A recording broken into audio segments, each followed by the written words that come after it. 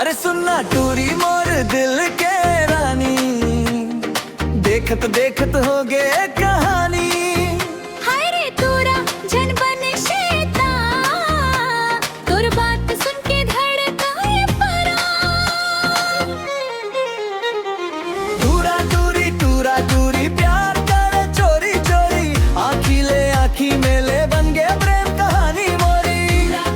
टूरा टूरी हंसी मल्लुकाए चोरी, गाँव गली गूंजे रे हमरा के होरी होरी।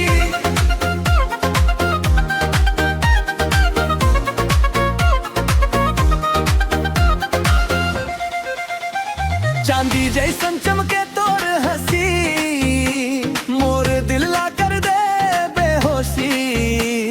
झुमका डोले पायल बजे तोर नखरा मोला रोज सजाए। झूठा झूठा बात बनात से, मोर पर रोज फूल ले आथस। ते हंस मोर सपना के राजा, देखत देखत दिल हर हारी। टूरा टूरी प्यार करे चोरी चोरी, रात भर सपना मायावे बन के मोरी चंदा गोरी। टूरा हो गे भारी, जन्म जन्म संग रही वो नहीं हो वो जुदा कबूरी।